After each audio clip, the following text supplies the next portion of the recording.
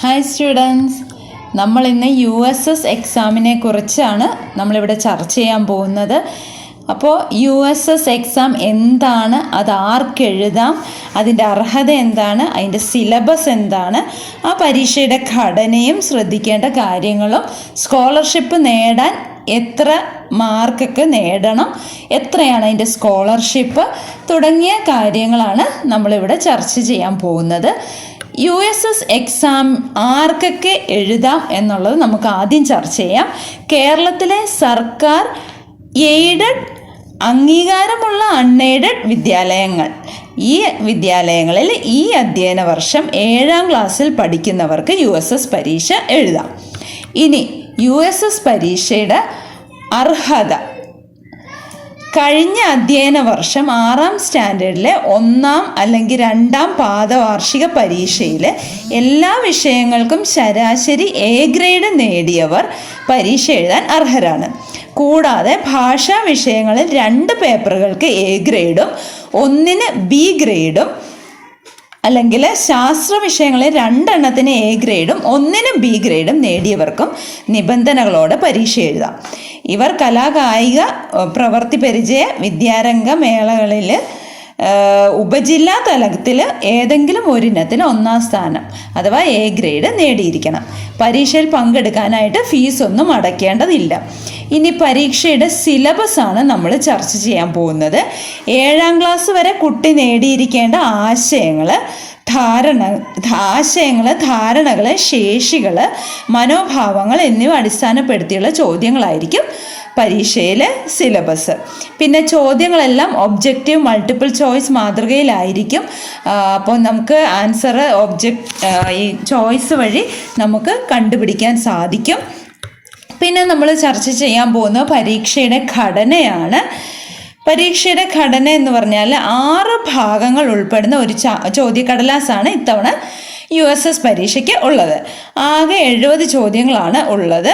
ഇതിൽ 60 എണ്ണത്തിന് ഉത്തരം എഴുതിയാൽ മതി. ഒരു ചോദ്യത്തിന് 1 സ്കോർ വീതമാണ് കിട്ടുന്നത്. പ്രത്യേകം ലഭിക്കുന്ന OMR ഷീറ്റിലാണ് നമ്മൾ ഉത്തരം രേഖപ്പെടുത്തേണ്ടത്.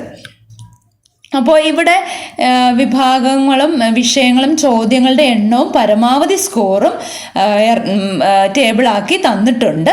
നമ്മൾ ഇവിടെ ഗണിതമാണ് ഈ വീഡിയോയിലൂടെ, അതായത് തുടർന്നുള്ള വീഡിയോകളിലും ചർച്ച ചെയ്യാൻ പോകുന്നത് ഗണിതമാണ്. ഇതിനു മുമ്പ് വന്നിരിക്കുന്ന പ്രീവിയസ് ഇയർ ക്വസ്റ്റ്യൻ പേപ്പറുകളും അതിൻ്റെ ഉത്തരങ്ങളും നമ്മൾ ചർച്ച ചെയ്യും. അപ്പോൾ ഗണിതത്തെക്കുറിച്ചാണ് ഞാൻ കൂടുതലായിട്ട് ഇവിടെ പറയാൻ ഉദ്ദേശിക്കുന്നത്. ഇനി നമ്മൾ ശ്രദ്ധിക്കേണ്ട കാര്യങ്ങൾ എന്തൊക്കെയാണെന്ന് നമുക്ക് നോക്കാം. ഗണിത ചോദ്യങ്ങളിൽ യുക്തിചിന്ത, മാനസിക ശേഷി എന്നിവ പരിശോധിക്കുന്നതിനുള്ള ചോദ്യങ്ങൾ ഉണ്ടായിരിക്കും.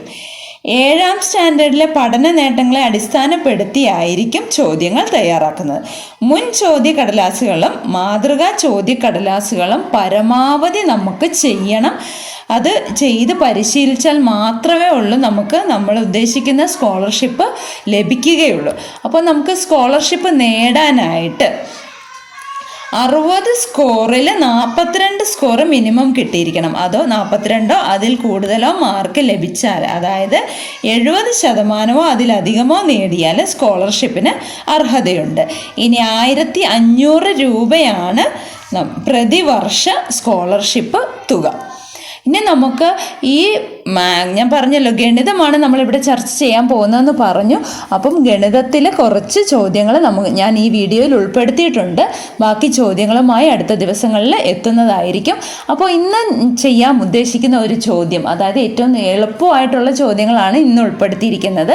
ഇവിടെ ചിത്രത്തിൽ angle AOD plus angle BOC എത്രയാണെന്നാണ് ചോദിച്ചിരിക്കുന്നത്. ആംഗിൾ AOC തന്നിട്ടുണ്ട് 140 നമുക്ക് ഈ ചിത്രത്തിൽ AB ഒരു സ്ട്രെയിറ്റ് ലൈനാണ്, ഒരു നേർരേഖയാണെന്ന് നമുക്കറിയാം. മാത്രവുമല്ല നേർരേഖയിൽ 2 ആംഗിൾ ഉണ്ടായിട്ടുണ്ട്. ആ 2 ആംഗിളുകളുടെയും തുക, ആ 2 കോണുകളുടെയും തുക 180 നമുക്കറിയാം. അപ്പോൾ നമുക്ക് 140 ആംഗിൾ AOC, കോൺ AOCയുടെ അളവ് 140. അതിൻ്റെ കൂടെ കോൺ BOCയും കൂടെ ചേർക്കുമ്പോൾ 180 നമുക്കറിയാം. ഇനി കോൺ BOC എത്ര കിട്ടും? 180 140 പോകുമ്പോൾ 40 ഡിഗ്രിന്ന് കിട്ടും. ഇനി നമുക്ക് ചോദിച്ചിരിക്കുന്ന എന്താ? ആംഗിൾ എ ഒ ഡിയും ബി ഒ സിയും കൂട്ടുമ്പോൾ കിട്ടുന്നതാണ് ചോദിച്ചിരിക്കുന്നത്.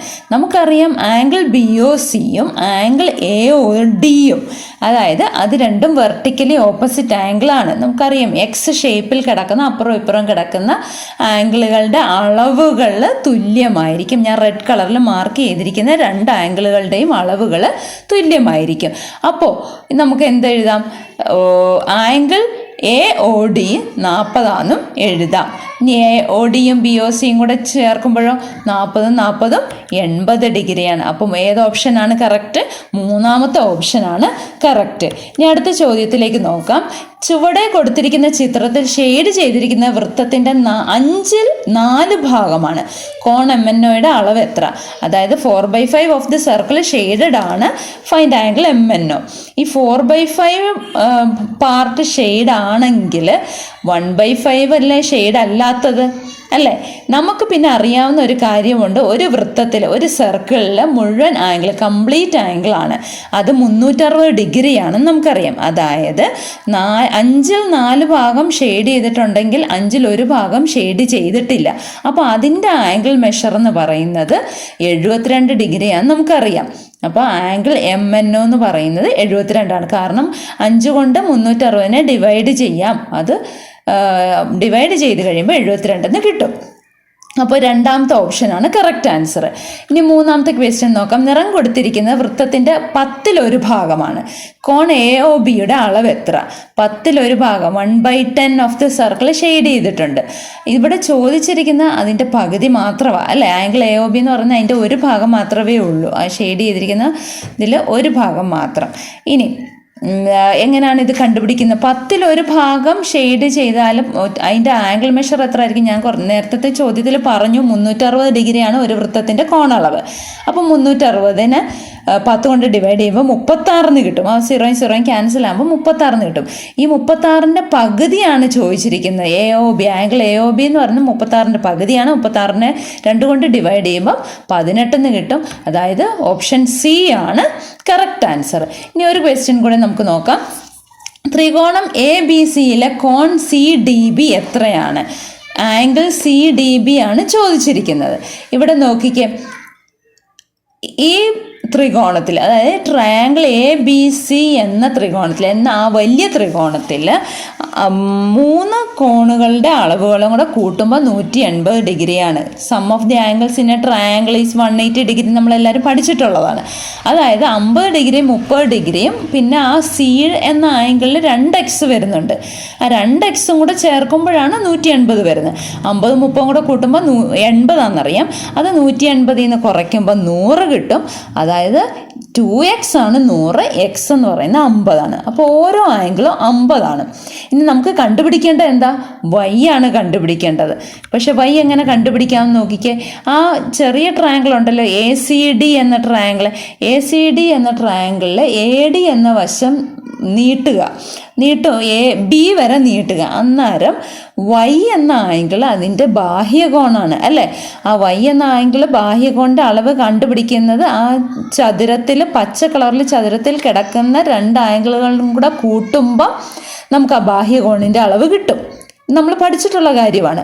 അപ്പം y = 50, പിന്നെ ആ എക്സിൻ്റെ അളവ് നമുക്കിപ്പോൾ കിട്ടി 50 കിട്ടി.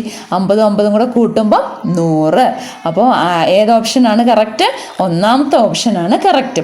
ഇനി നമുക്കൊരു ചോദ്യം കൂടെ നോക്കാം. ഇവിടെ A B parallel C D ആണ് തന്നിട്ടുണ്ട്. ആംഗിൾ സി ഡി ഇ ആണ് കണ്ടുപിടിക്കേണ്ടത്. കോൺ സി ഡി ഇ കണ്ടുപിടിക്കണം.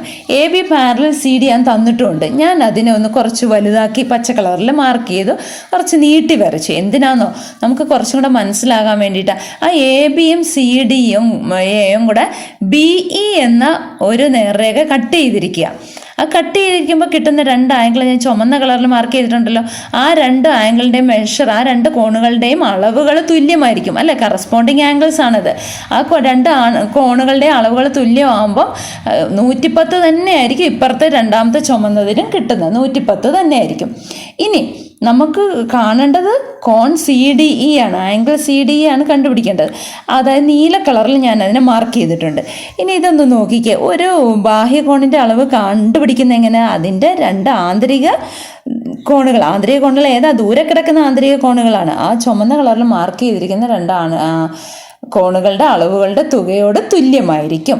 അങ്ങനാണെങ്കിൽ നമ്മുടെ ചോദ്യത്തിൽ തന്നിരിക്കുന്ന നീലക്കോണിൻ്റെ അളവെന്ന് പറയുന്നത് 110ഉം 25ഉം കൂടെ കൂട്ടുമ്പോൾ 135 കിട്ടും. അതായിരിക്കും ആ ബാഹ്യകോണിൻ്റെ അളവ്, അല്ലെങ്കിൽ ആംഗിൾ CDE, കോൺ CDയുടെ അളവ് 135 ഡിഗ്രി ആയിരിക്കും. അതായത് ഓപ്ഷൻ D ആണ്. അപ്പോൾ എല്ലാവർക്കും ഇത് മനസ്സിലായി. കോണിനെ പറ്റിയുള്ള ചോദ്യങ്ങളൊക്കെ വളരെ എളുപ്പമുള്ള ചോദ്യങ്ങളായിരിക്കും വരുന്നത്. എല്ലാവർക്കും മനസ്സിലായി കാണുമെന്ന് വിചാരിക്കുന്നു. കൂടുതൽ ചോദ്യങ്ങളുമായിട്ട് അടുത്ത ദിവസങ്ങളിൽ നമുക്ക് ചർച്ച ചെയ്യാം. എല്ലാവർക്കും ഈ USS പരീക്ഷ എളുപ്പമാകട്ടെ എന്ന് പ്രാർത്ഥിച്ചുകൊണ്ട് നിർത്തുന്നു.